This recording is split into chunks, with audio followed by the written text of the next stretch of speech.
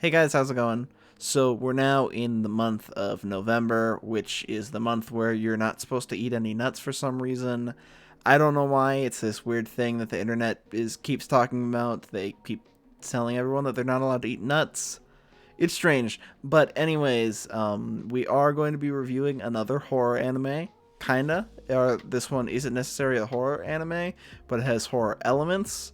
And I included it in the little series I was doing in October, where I reviewed only horror anime, or for most of October, for the second half of October. I did it. I started a little bit late, but we're starting off this month with another horror anime review. This is still in that series, and even though it's past Halloween, I'm still doing this because I didn't get to finish it beforehand, or before October ended. So that's why this is coming out now. So anyways, we'll be talking about The Promised Neverland, and I'm going to be doing a spoiler review in this video. Last video we did a spoiler-free review, so if you have not seen The Promised Neverland, I'm going to be talking about some pretty major spoilers in this video. So I would recommend going and watching that video if you haven't seen The Promised Neverland. There's links in the description to check out that video. So final warning for anyone who's still here, I'm going to be talking about some pretty major spoilers and spoiling a lot of stuff. So if you don't stop the video right now, you will be spoiled. So anyways, for those of you who are still here, let's get into it and start talking about this. Most of you watching probably already know what the plot of The Promised Neverland is, but I'm going to go over it real quick and kind of run through what happens in the first episode real quick. So The Promised Neverland follows these three kids who live in an orphanage with a bunch of other kids and a caretaker that they all call Mom. All the kids have fun living here. They study, they play tag, and do other normal kid stuff. And then one day, one of the younger kids, Connie, gets adopted, or at least we think she gets adopted. So she gets taken to this gate, which is kind of like the entrance to the orphanage, where I guess they think that cars come in and out of to pick up the kids or whatever. And she goes with Mom to the gate, and then two of the kids, Emma and Norman, see that she left her little stuffed bunny behind. I forgot his name. It was the bunny had a name. It was Mr. Bunny or something like that. I don't know why I'm stressing over a bunny's name, because it doesn't really matter. But anyways, Emma and Norman go to take the bunny to see her, or to bring it to her, because she forgot it. And then they go to the gate, and Connie's dead. So she's dead, and it turns out that there are demons that live in the world, and from what they understand, from what they overheard them talking about, the orphanage that they all live in is actually a farm where they raise these kids, and I guess they raise them, and I guess whoever's the smartest one, because has the biggest brain, they eat. And I guess they make the kids grow up and try to be really smart, but if you're not smart enough, you leave early. And I guess Connie had like the lowest score out of all the kids, so she left early to get eaten. Then after Emma and Norman find out that this is a farm, they decide to try to escape with all the other kids. And can I just say, what a great first episode. Like, the first episode is one of my favorite episodes. I think that it was actually really good, and that episode just hooked me and made me want to keep watching, and I kind of had to see what happens next. And like I said in my spoiler-free review, if you may or may not have watched it, but I said in that video that I felt that this anime doesn't follow the 3-episode rule, which I actually agree. I really don't think that it follows the 3-episode rule, because that first episode is so good, it just hooks you on it and you need to see what happens next. And I think they did everything in that first episode perfectly. Even after the first episode, it maintains this like suspenseful atmosphere, because now they're trying to escape, and the mom, or Isabella, which is her real name, and I'm going to call her that for the rest of the video. So Isabella found the bunny by the truck, because I mean, they obviously didn't give it to her, but she knows that someone brought that bunny there. So she knows that someone most likely knows about the demons and that they're living in a farm, but she doesn't know who. So she has to try to figure out who it is, and while she's trying to figure out who it is, they're trying to escape without letting her know or catch on that it's them, that they know something. And it just creates this really nice suspenseful atmosphere, and I think the suspenseful atmosphere and stuff, I think they do a really good job with. And for the most part, Isabella is a really great villain. She's putting up this act to act like this caring mother, when in reality she's sending these kids off to get harvested by these demons. And I also really liked her interactions between her and the three kids who know about this secret, which is Norman, Emma, and Ray. I really liked the interaction between them, and I thought that it was really good. So earlier when I said Isabella is a good villain for the most part, what I meant is that there's a character introduced that I wasn't a huge fan of, that I felt like kind of messed with that great dynamic they had going between Isabella and the kids. And that character is Sister Crone, who was introduced in like episode 3, I think. And once she got introduced, it kind of messed with that dynamic that they had going between the kids and mom. But before I can get into really why this is and why I think that she kind of messed it up and messed with it, I kind of need to go over the three main characters and talk about what I like about them, and then we can get into more about what I really didn't like about her. So we'll go over the characters, or the three main characters, real quick. I'm not going to go over every kid because that would just take too long, and these are the most important and the best kids or characters, so let's go. So the first main character is Emma, and she's very caring and loves all of her siblings, even though they're not actually related, and wants to try to escape with all of them no matter what. I really liked Emma. And while she does seem very similar to someone like Goku or Naruto, in the way where she's like super nice and just wants to escape with everyone no matter what, or wants to do this no matter what, which is very similar to most shonen protagonists, or most action shonen protagonists. And even though this one isn't really action, I liked that she's different enough from those protagonists. And what I feel sets her apart from the typical like shonen protagonist is that she's really smart. And in the end, not everything works out perfectly or the way that they all had planned.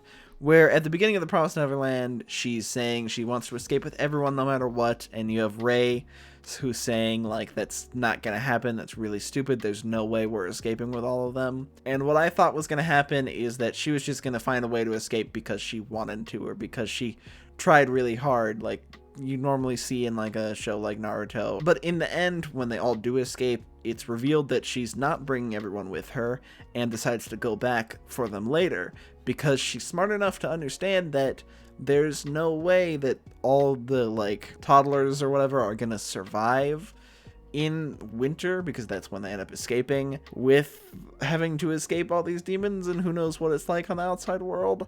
And I like that she's smart and understands that not everything is going to work out perfectly. And I think that's what I really liked about her, is that not everything worked out just because she's like, I'm determined to get all the kids out. And I really like that. I like that she decides to try to come back for them later.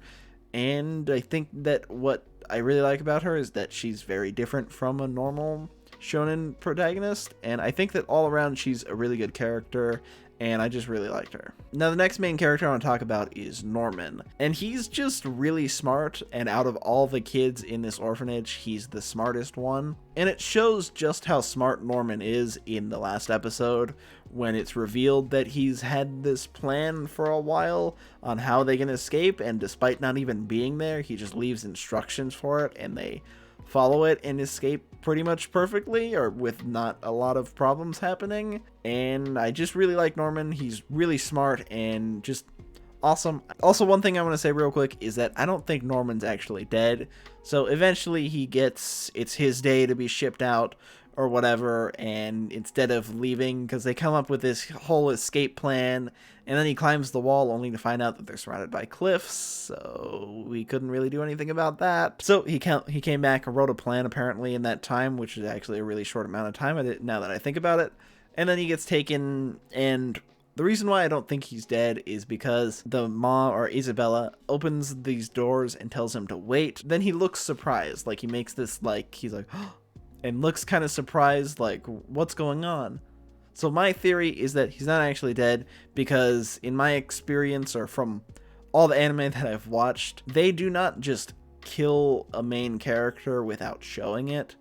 That just doesn't happen, because they want the audience to have some sort of like really dramatic effect or really dramatic death scene or whatever.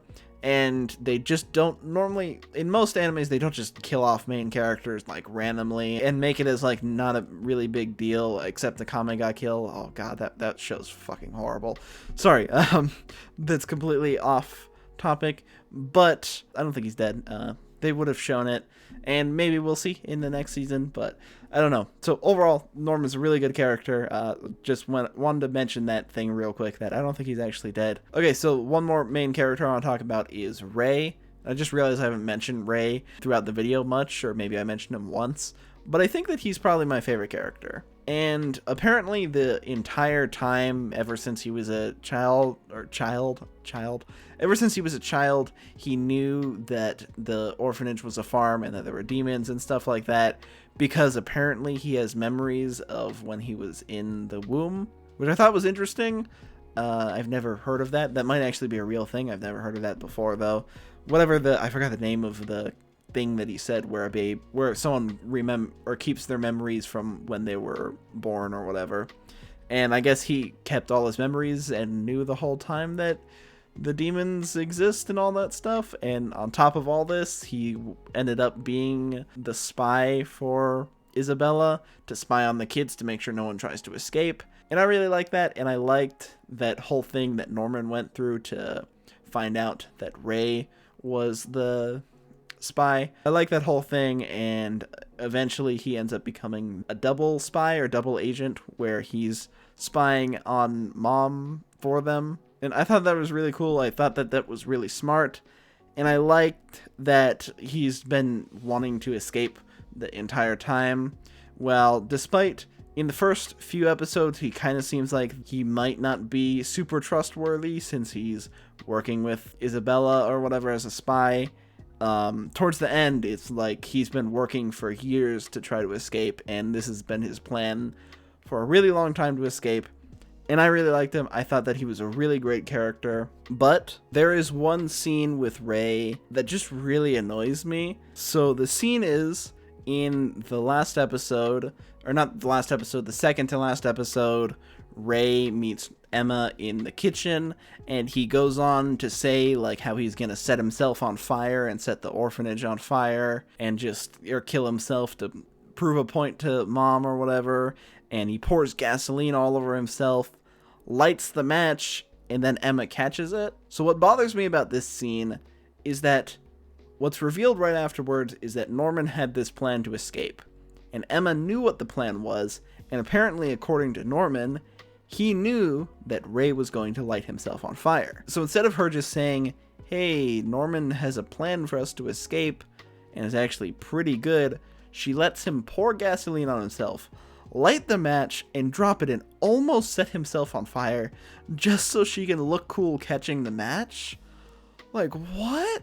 That scene really annoys me, and that whole thing just really bothers me. They were just being super dramatic in that scene, and I felt like she could have just been like, hey, you don't have to burn yourself alive. We have a plan, and it's really good. It seemed like a waste of time to me, where right afterwards in the next episode, it's revealed that she knew the whole time. It's just like, I don't know. Like, what would have happened if she didn't catch the match and he lit himself on fire? She would have been like, fuck, I should have told him earlier. It's just like a little nitpicky thing that actually really bothers me, and I just feel like that whole scene didn't feel as, like, rewarding in the end, because she knew the whole time and just could have told him. That scene really bothers me, just with that little information that we get afterwards. And yeah, it was kind of annoying. So now going back to what I said earlier about Sister Crone being annoying and me not liking her, and it messing with the dynamic between the three kids and Isabella, what I feel I don't like about her is that overall I think that she's not a very likable character, and she's kind of annoying. And, like, I guess she's supposed to be creepy, but just comes off as kind of annoying. And why I feel that she messes with that dynamic is because once she's introduced, they mostly interact with Crone and not Mom or Isabella. They just mostly interact with her, and you don't get a lot of those scenes anymore where it's Isabella and the kids talking to each other. And I really didn't like this. I thought that she just was not a likable character. And this is why I don't think that Isabella is the perfect villain. I think she's a really good villain, but she doesn't interact with them enough. It's mostly Crone and the kids for a really long time. And I mostly noticed this when I watched it about a week ago. It was my third time rewatching it. I noticed this because right after she left, I was like, oh my god, this is so much better all of a sudden. They took out one character and it made it so much better. I just don't think that she should have been in it. And I honestly don't think that Isabella is that great of a villain because she's not in it enough. So she's a great villain, but they don't have her in it enough. This is another thing that has nothing to do really with the anime itself, but I don't agree with her being the villain of the year at the Crunchyroll Anime Awards because she's not in it that much. Honestly, Escalade from Vinland Saga should have won that because that's an amazing anime and it's really good. You should watch that too. I just think that they could have made it better if they had Isabella in it more. And it's not to say it was bad with Crone. It did bother me, but it's not like it was horrible. I still really enjoyed the anime, and it was still really good. I feel like that could have made it a lot better, and in my opinion, would have made it like a 10 out of 10, and like amazing. I'm not going to grade it, by the way, because I graded it in my last video. In case you're wondering what I graded it, it was an A. I feel like it's not quite the, like, A+ or like masterpiece because there's some problems in it that actually really bother me. Okay guys, I think I'm gonna end the video here because I could go on talking for hours about this anime, but I've pretty much covered all the stuff that I want to. There's other stuff that we could get into, but I talked about most of the main things that I want to mention that I couldn't mention in my spoiler-free review. Also, let me know what you guys thought of The Promised Neverland. I'd love to talk to all of you guys in the comments about this anime. This is a really great anime. Also, if you want to talk more in depth about Promised Neverland, you can join my Discord server if you want. There's links in the description to that, or DM me on Instagram or Twitter or whatever.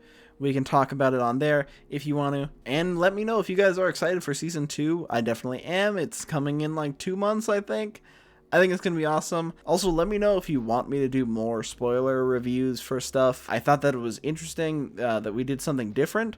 This is the first time I've ever really gone in depth, other than the Beastars video I did with Doug. This is the first time I've really gone in depth and just talked about all spoilers or all things spoilers and just not really had that filter where I'm trying not to say anything spoilery.